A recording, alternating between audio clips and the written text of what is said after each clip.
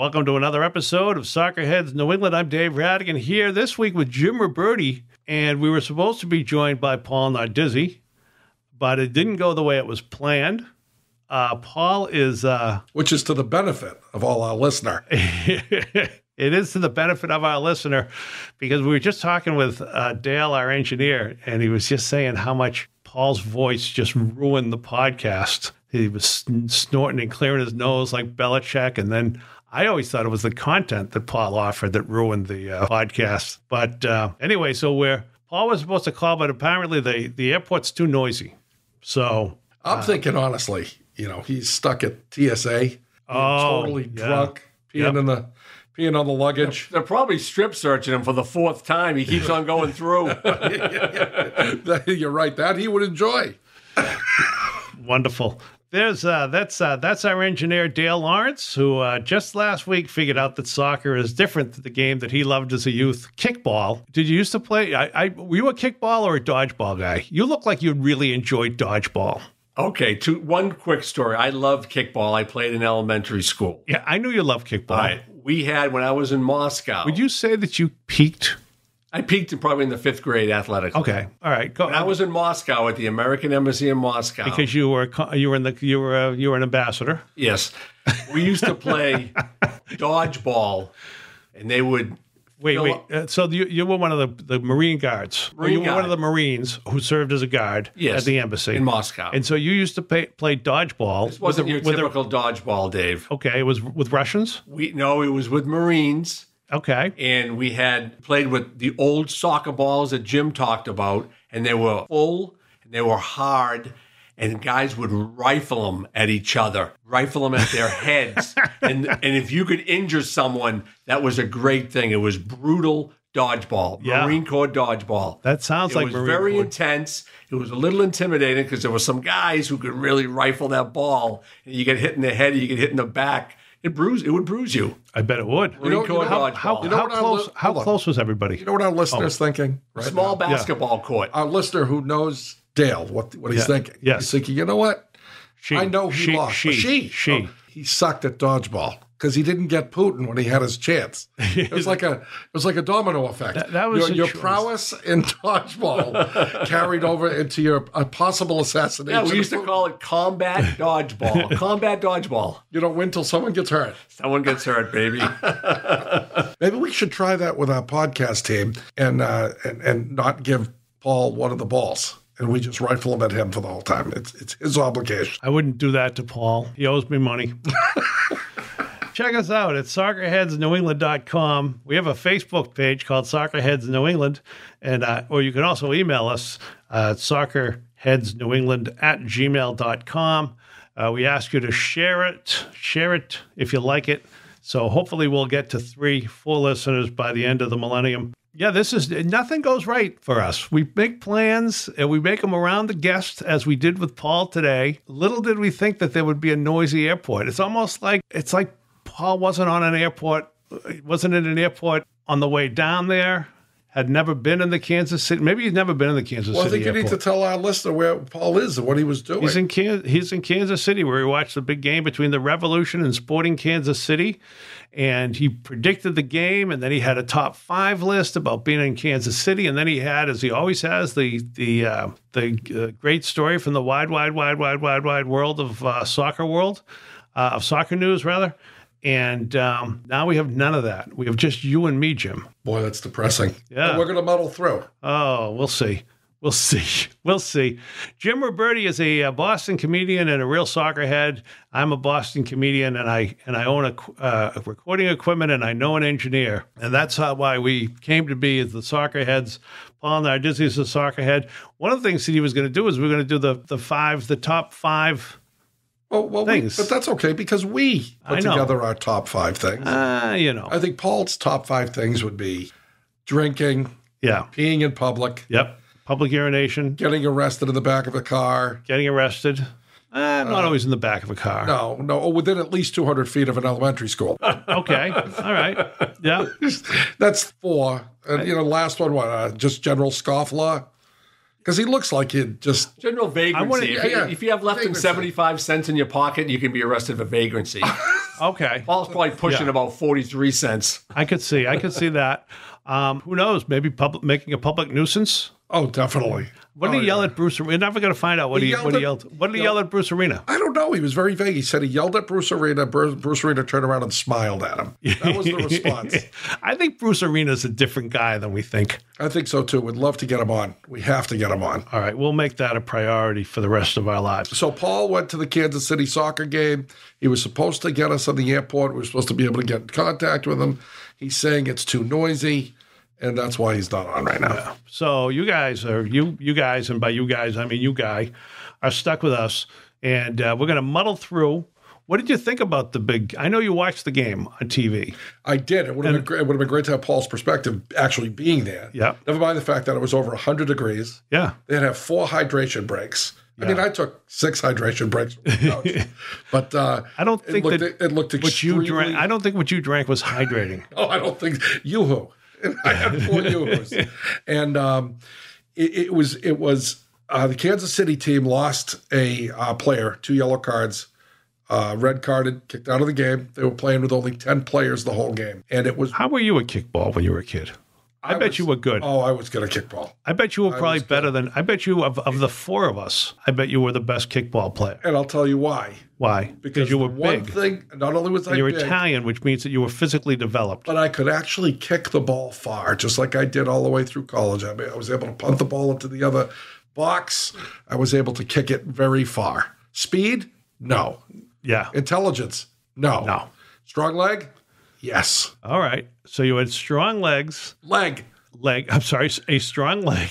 You had one strong leg, and as an Italian, you were probably fully developed in elementary school. You probably had a little mustache. I can tell you this, it definitely wasn't me, because I was establishing myself already as being a terrible athlete. But you know what my one kickball memory is? There was a kid in school, I think it was Glenn Dooling, all right? Glenn Dooling, who later went on to be a shortstop until he got hurt, but he was a shortstop in UMass Amherst.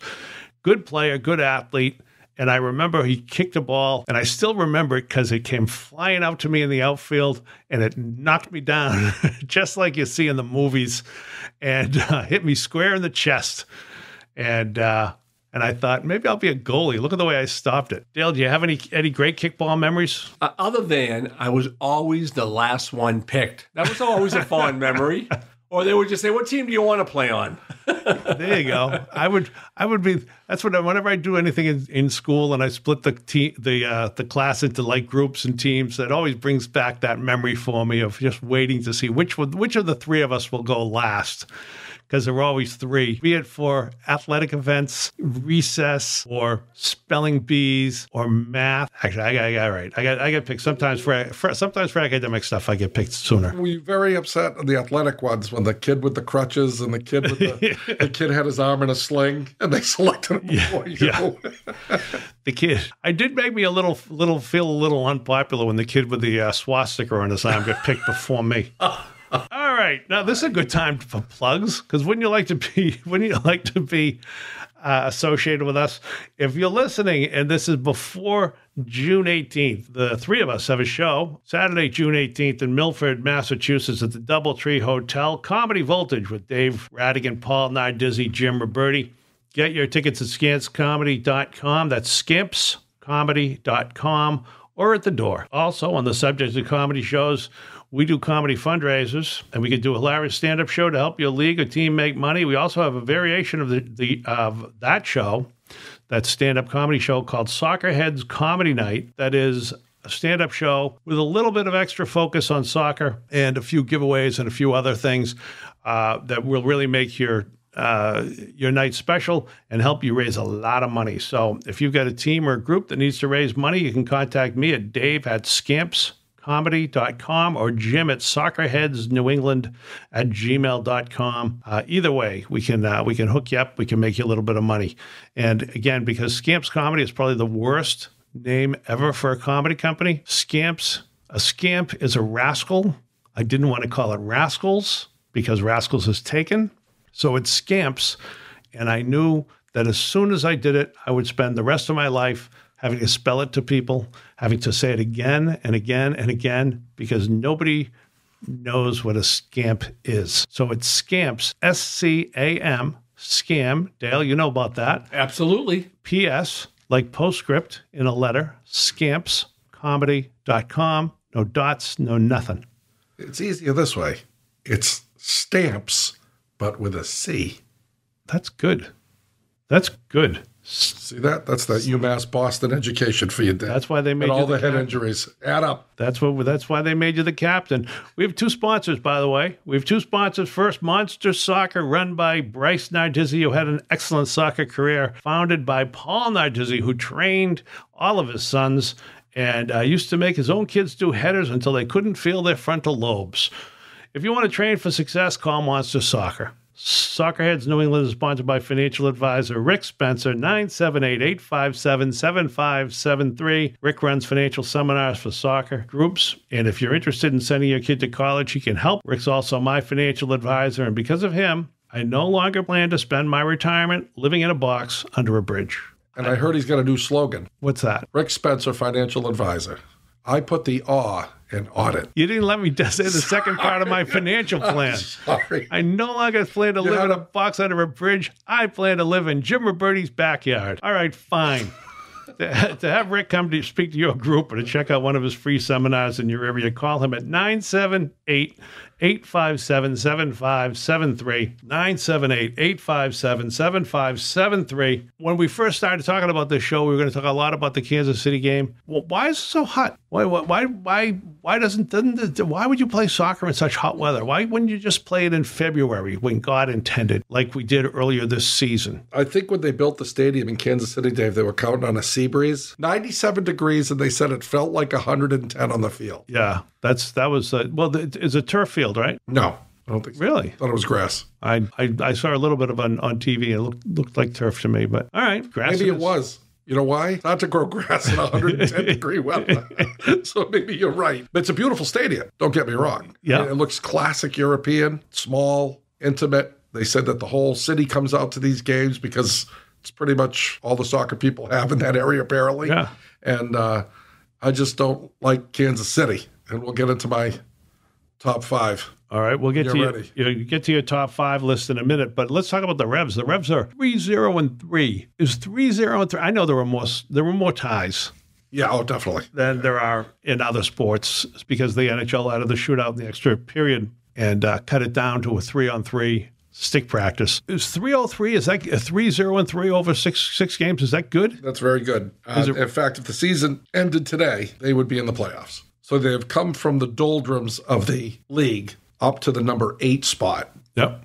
So they're in good shape. But they're losing Buska. They're losing Turner. They're losing a lot of big guns coming up. They have a lot of money to spend with these players leaving. But from what I'm hearing, they're not going to spend it all. So they can pick up players from anywhere in the world if the other team's season ends.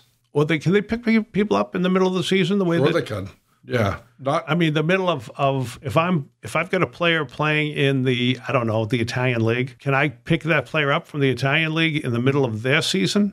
Or do I have to wait for their season to end? That's a great question. I don't know how it works internationally. We got to get an agent. We do have to get an agent. We do because they have a lot of money to spend, and they're saying they're not going to spend it all. They're going to go for these sub players, just some speed. They're not looking for the exact replacements of those two players. Right. Well, I think it would be tough to find. And what we did notice was Renix did not play. I know. He hasn't played since he's blown us off on the podcast. Maybe he should come on our podcast. Maybe he'll get some playing time. What do you think? I hope he's listening. I think we should hope somebody tells him about it. That he needs to come on to get playing time. Because if there was any opportune moment for him, I think I'm telling you, I like him as a player. That guy can fly 110% going all the time. Kansas City, with about 8 minutes left, was dead. They were playing with 10 players, 110 degrees, no legs. You could see all the pressure of Revolution coming down, and they didn't put him in. He's in the doghouse, Dave, for blowing off Soccerheads New England podcast. You know something? It's funny because, as you know, I say we only have one, but you know we have two. Yes, because we have Bruce. Shari Joseph listens to us. I was going to say Bruce Arena, but all right, fine. You want to go with that? Shari tells Bruce what we're talking about. All right, Shari tells Bruce, and Bruce is like, I'm not going to play this guy. I'm not going to play him. He should have gone on with Dave and Jim and Paul, and maybe. Yeah. Maybe. You know, he's going to have to talk to people if he wants playing time, like us. Like us. Yep. All right, so you get your top 5 list. We were going to basically have Paul was going to have a top 5. You were going to have a top 5. I was going to have a top 5. Paul blew off his responsibility. Yeah. And so you've got you've got 2 top 5s. Well, what I have is, you know, Paul, of all the places to go watch a soccer game in the MLS, Paul chose Kansas City. Yeah. I assume it's because it's a beautiful stadium and it's a wonderful town. He chose Kansas City, Dave. I assume that he went because... I think he thought there was going to be a tornado and he was going to end up in Oz. Because I can't see any reason other than to stop over at the airport, have a few beers for your next leg to California. Yeah. Than to stop at Kansas City for more than 4 hours. So when I heard he was going there, I told Dave, I said, look, I want to go over the top 5 places that have MLS teams in the country. Yeah. Other than Kansas City. All right. And not only did that, if we have time, I did the 5 least stadiums that I'd like to go visit. So what are the top 5? How do you want to give it to us? 5, 4, 3, 2? Yeah, I'll give it 5, 4, 3, 2. The 5th one, LA Galaxy. You ever been to LA? Yes. Dale, you been to LA? Yes, I have. Yeah. You've been to LA's a great city. Yes. I know we talk bad things in this, you know, it's got a lot of problems, but it's a place you can get lost in and have a ball. And I've seen them play. LA Galaxy is a phenomenal soccer club. Always have been good. They have a great stadium. Number 5. Number 4. Can I tell you my LA sports writing experience? Oh, go ahead. I have 2. The perfect for you, Dale, as a former police officer. At the LA airport, at LAX, my first day, here I am, I'm in my 20s. I'm out there to watch the Patriots versus the LA Rams the LA Rams at the time, and they were in the playoffs. I'd flown across country, so I was in my own flight. Something I had hooked up myself, no with anybody else. So just me. And I show up late at night, and there's a beautiful woman in a car at the front, and she's offering to give me a ride. So she was legally blind. She had had to be a scam of some kind, but it was the most bizarre thing. It was like Suzanne Summers in American Graffiti, who played the mystery blonde that Harrison Ford was chasing around the whole time. There's just this beautiful blonde. All of a sudden, shows up in a car, and she offers me a ride, and I turned it down, and I thought, what a friendly city. You ever hear anything like that, Dale? I've heard that many times as a police officer, and probably 8 out of the 10 stories I've heard, people never came back, Dave. They're still missing. That's the way I look at it. Only 8 out of 10? Yeah, Dave, don't trust anyone, please. Don't trust anyone. Now, the other thing about LA, seriously, compared to Kansas City, see, when you go to Kansas City, you're stuck in Kansas City. There's nothing else to go to, nothing else to see. You go to LA, you're 2.5 from San Diego. You could go to Vegas in about 6.5 hours. Yeah. There's just so much to do. Santa Monica Pier is always great to go down. There's just a lot to do. Kansas City, you have a couple of steaks and you get the fuck out of there. It's Paul, but he's Paul. Italian. What's he going to do? What's that? They don't even have veal. Well, maybe they have veal, but I don't know. I don't know what an Italian's doing in Kansas City. You want to hear my other sports writing story? Oh, sorry. Go ahead. They were playing at the LA Coliseum. I'm looking for a parking space. Again, my paper didn't have... It wasn't as connected as some papers, so there was, they were going to reimburse me, but I had to find my own parking. So I find a lot where there's a kid parking cars. Yeah. And as I go in, I park my car. I haven't paid yet. I go in, I park my car. It's a bank. And the next thing I know, there are cops there, and they're taking these kids in. And basically, it was illegal parking. They didn't have a permit. They didn't have the right to park anybody there. And they were arresting the kid. And I said to the cop, I said, what should I do with my car? He goes, leave it. Go watch the game. So I was like, free parking. This is the greatest thing ever. What a great city. You're lucky they weren't going to use your car for a bank robbery or some sort of a gang shooting, Dave. Yeah, when I got to those 2 stories, prostitution and free parking. Why wouldn't he love LA? I did. What a wonderful place. I drove around the Beverly Hills as a 20-something-year-old man. It was great. Number 4. Colorado Rapids. Oh, Colorado. This time of year, I'm not a big skier. Yeah. But I love the mountains. I love fishing. That'd be a great place to go to. I think that's a nice soccer stadium too, right? It's not, don't forget we don't care about marijuana anymore because it's legal everywhere. But it's got a beautiful stadium as well. but they have a good draw. All right. Number 3, Toronto. You been to Toronto? Yes, I have. You been to Yonge Street in Toronto? I've never been to Canada. Yonge Street in Toronto. Not That's that I where all the recall. strip joints are. Oh, okay. Oh yeah, the American dollar is $20 here. If you go to a strip joint, it's a $13 Canadian. So the lap dances are almost half off. There you in go. Toronto. And Toronto's a great city. Actually, with the recent inflation, $20 here. Oh, It's not no such thing as $20 here. that's true. But no, Toronto's a great place to go. You know what's so funny is you're saying that, and I'm thinking I should really go to. I've never been to Canada, and I thought I should really go to Canada with my daughter. That's what I'm thinking. My 16-year-old daughter, and then he starts talking about the strip joints, and I'm like, I'm not bringing her to that. That's part of. Come on, you got to tell them what the rest of the world's like, Dave. But Toronto's an absolute beautiful place. Don't forget, when I'm talking about these stadiums, you're only watching a soccer game for an hour and a half. So you go there, the game's over an hour and a half. You've got 2-3 days to kill. Number 2, this speaks for itself. Nashville. Nashville would be a great place to go see a soccer game. But if you're going to bet on light country music, or it won't be. But Nashville's got great food, got great music, and great place to be. And number 1. How's the stadium there?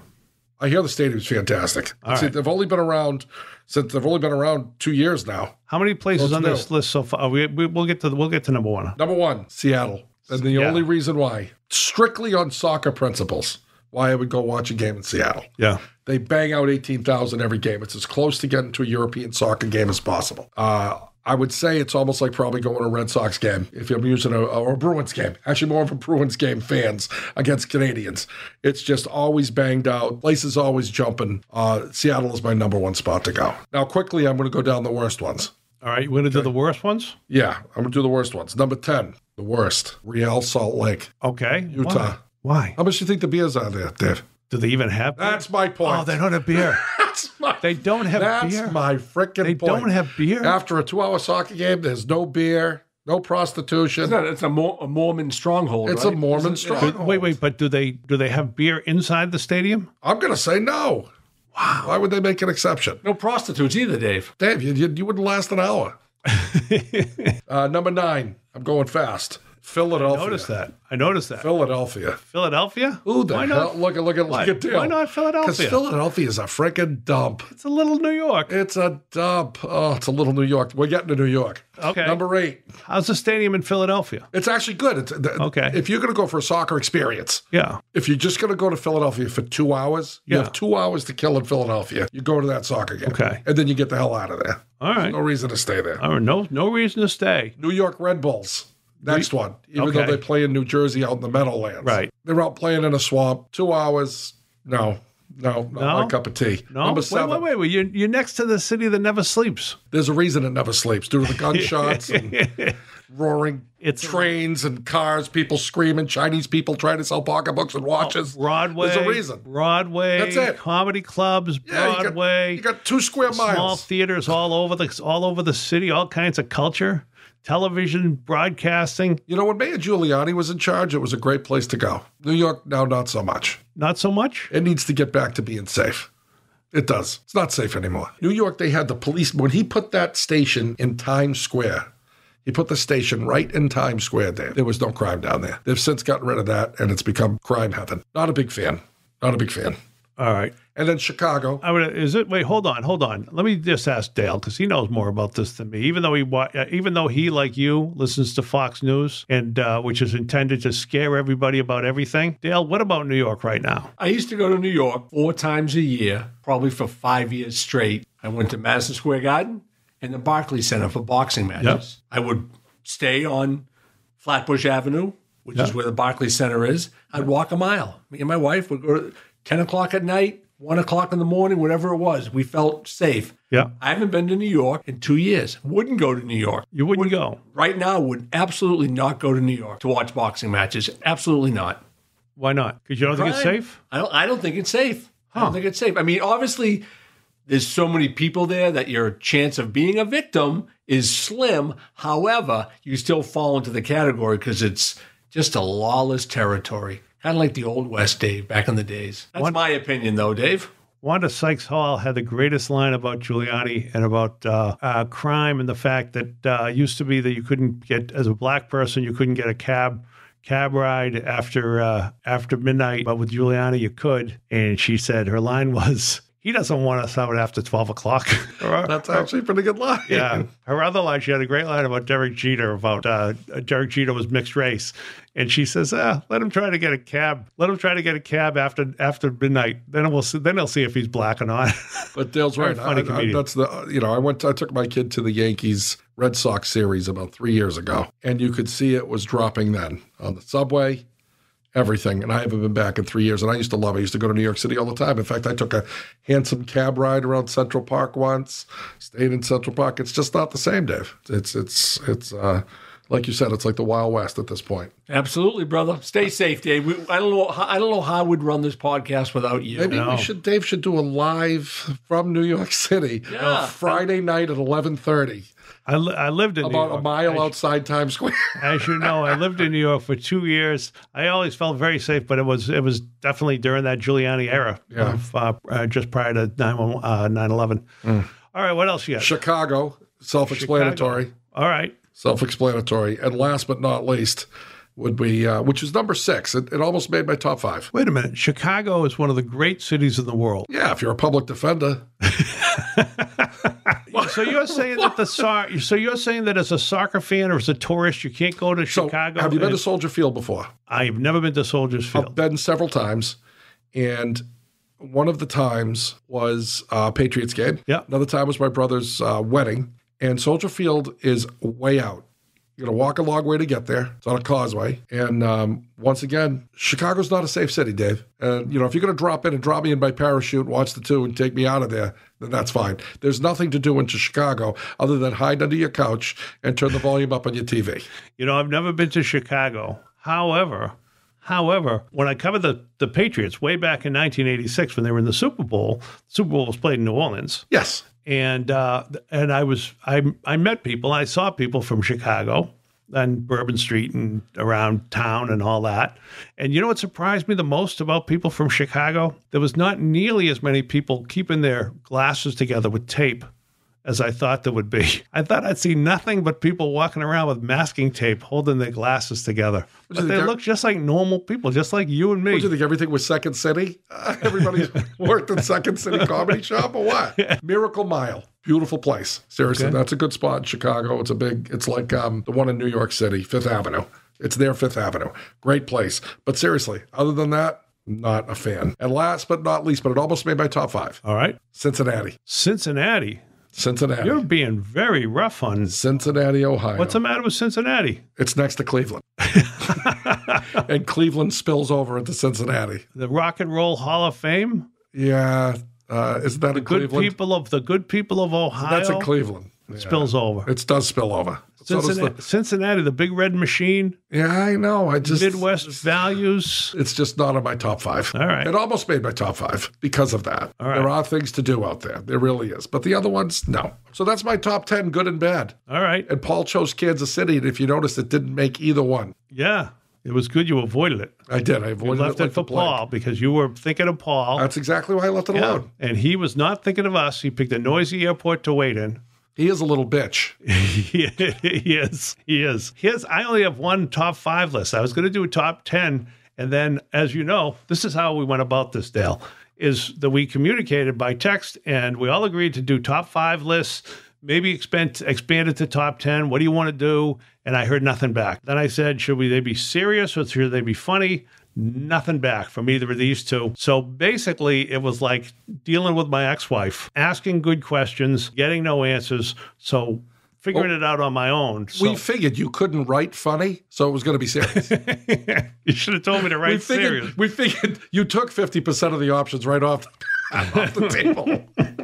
All right, here's what I got. This is all I've got is just top 5 things to love about your New England Revolution. Oh, so you did. This is a micro focus on the Revolution. Yes. You're really drilling down. You know something? This is what I know. Really One trying to screw us getting Bruce Arena on this, aren't you? You know something? I was talking to Bruce the other day, and he says he'll definitely do it. You just got to wait for something to freeze over. I don't know. All right, so you want to hear the top 5 things? Dale, would you like to hear the top? Yeah, I'm waiting. I'm holding my breath. Have you been to the Revolution? A game. At Gillette I've Stadium? been to Gillette Stadium. For what? For a couple of Rock concerts. concert, Boxing match. boxing. Well, my match. daughter for a couple of concerts. I don't know, Taylor Swift, the Backstreet Boys. Taylor Swift and I the was the Backstreet. only guy there. About 800 girls or 8,000 girls, and that was me and my daughter. That's Yeah. What's it? My daughter wants to go to. Now see. I know why you went on purpose. You weren't just thinking of your daughter. You were walking around with a popcorn box and the hole in the bottom, right? No, I guarantee. I know when Dale goes to these things. I guarantee. I know what he's doing. He's scanning the arena, trying to find the exits. He's Yes. looking to which of these teenage girls is trouble. Yep. And not the kind of trouble you're thinking of, the kind of trouble he's thinking of. Yeah. And he's thinking of basically at any moment he might have to throw her over his daughter over his shoulder and go running for the proper exit. Absolutely, Dave. We're always prepared for the worst. You Yeah. hang with me, brother. You're always prepared for the worst. That's good, except for the thing. Here's my concern. My concern is if Yet I'm he showed up for this podcast. oh, he's prepared for the He's worst. prepared for the worst. Trust me, he's told his wife and his kids just stay away from the studio until Ruberti's done. Anyway, so you know the stadium, but you don't know the Revolution. I'm going to tell you what's the best thing about the Revolution. Top 5 things about the Revolution. Number 5, free tickets. Free tickets, because if you have a friend who's a Revolution fan with season tickets, I guarantee that he'll have games when nobody wants to go with him. And that's when you can go for free, and you can even get to park in the fancy lot with all the fancy REVS fans, the true fans, which you can identify, Dale, because on 90-degree nights in July, they'll have their scarves on for designating that they're Revolution fans. They'll have their scarves, and it'll be hot, and you'll think to yourself, why would a person have a scarf like that? And that's because they're true fans. Jim, you have a scarf? I'm going to get one and make a noose out of it and hang you in the front of the porch. Now you're making fun of my fans. Number 4, you never get sick of players, because as soon as they become stars, they leave to become backups in other leagues. I have to agree with you.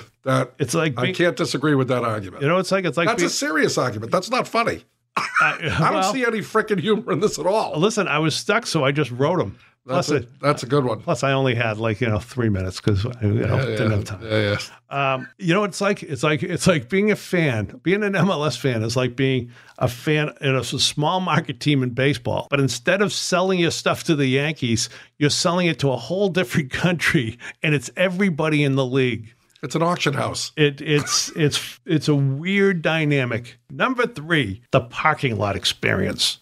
The parking lot experience at Gillette, I know you guys all want it to go away. I love the parking lot experience at Gillette. There's plenty of room. There's plenty of parking. You can go to the mall afterwards and hang around all the restaurants. When my daughter was little, Jim, 2 friends and myself, we'd take out our girls and we would go to what we called father-daughter soccer night. Right? It was just 4 girls and 3 of us, and we would go, and then afterwards we'd play a pickup game in the parking lot. We'd have a couple subs, or we'd have little whatever food before, and then we'd go into the game, and then we'd come back and we'd let traffic go, and we'd play a little soccer parking, and it was fun. It was fun to do with these kids, and the girl, my friends, the 3 girls that are my friends' kids, they would show off the soccer skills. They were actually pretty good. And my daughter, who you've met, she would chase loose balls across the parking lot into the little gutter where the rain would go at the steep incline with the dirty brook or whatever it was. And she'd go chase the ball. And, we'd all have fun. And my daughter didn't get run over by a car.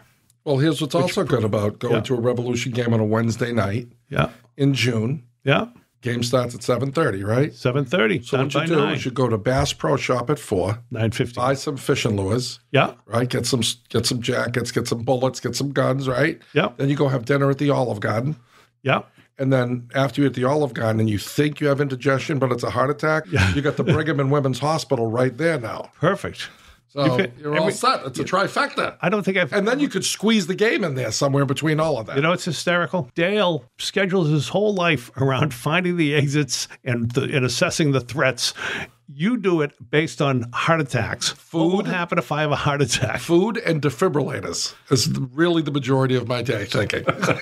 Anyway, I'm going to go to number 2. The price of beer. Because at $15 or more for 12-ounce beer, there's only one reason for that, Jim. People at Gillette Stadium are very concerned about your health. They want to keep you from overindulging. There's no better way to do that than to make sure you consider every beer that you buy. Well, maybe it's just a wealthier clientele that go to soccer. Maybe it's just a little higher class people. It's actually that can afford the $15. You know something? I was actually thinking it's the other way around. I think the Garden might be more expensive. Maybe it was just the beer that I got. The Garden was $22 that time we went. Remember, guys, when we went to that game? All right, moving on. Number 1, Emma Boateng. Emmanuel Boateng. Who scored the winning goal. New England Super Sub. Yes. Emma Boateng. What a name. What a name. Right Dale, you know the joke that's screaming in this name, right? Yeah. But absolutely. We're not going. What did you say? You're the comedian. We're not going in that direction. We're not going to go in that direction. Okay. We don't want to offend our listener. Yeah. There are 3 things right now that are great about Boston sports, Jim. We've talked about it. Number 1, Marcus Smart's hair. Yes. Number 2, Rafael Devers scolding himself and screaming at himself between pitches. No one harder on himself than him. Nobody. He's funniest thing since Nomar. Dale, if you ever get a chance to see that, any highlights of Devers when he swings and misses or takes a pitch down the middle, he literally is screaming at himself. The umpire and the catcher looking at him like he's crazy. Let me help Dale with this. As a former police officer, you know how you'd see a mentally ill person. I was going to go there, Dave. To me, it sounds like a mental health issue. Probably needs a Section 12 or some 3-day commitment. Absolutely not the way he's hitting. No, not the 14 home runs. You leave him in there until he hurts someone.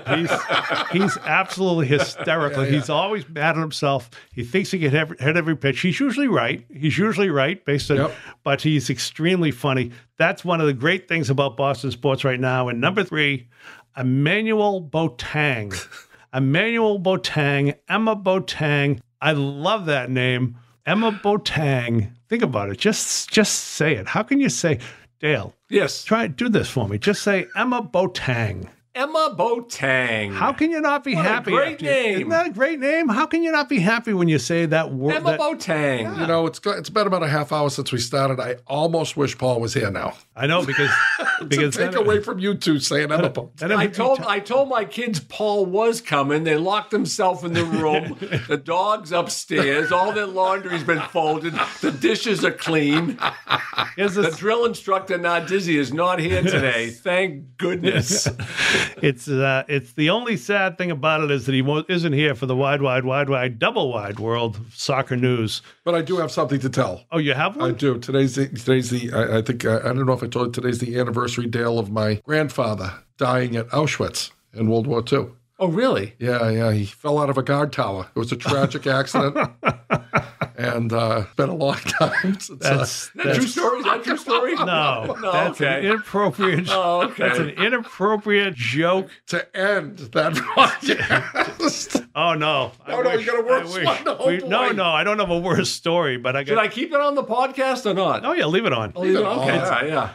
Jim does this thing as a comedian. He does this thing called politically incorrect bingo, and he started doing it down the Cape. We might try to explain that out a little bit, but he basically tells these inappropriate jokes similar to the one that he just told, and calls bingo in the meantime. So it's sort of a little mix of playing a little game and also being told a joke that you really cannot repeat to millennials. That's true. Or anybody at work in human resources. Anyway, that's it for this episode of Soccerheads New England. We'll be back next week, hopefully with Paul. We'd like to thank financial advisor Rick Spencer. Call him at 978-857-7573. And soon you too will live like Jim Ruberti, who not only has a food taster, but he hires somebody to chew up his food and put in his mouth. So Like a seagull. like a baby bird. Don't forget Monster Soccer if you want to be a better soccer player. And don't forget for fundraising, the Soccerheads Comedy Night for your team, league, club, or whatever. The Soccerheads will make your fundraiser more than a show. We'll make it an experience. Finally, come see us, Paul, Jim, and myself at Milford, Mass. at the Doubletree Hotel on Saturday, June 18th. And if you can't make it that time, come on down to see Jim and I. We're going to be at the Katuitt Center for the Arts in Katuitt, Massachusetts on June 25th, Saturday, June 25th. You can find out about all that at scampscomedy.com. For the absent Paul, Nardizzi, and Jim Ruberti, engineer Dale Lawrence, I'm Dave Rattigan, and this has been Soccerheads New England. Thank you for joining us.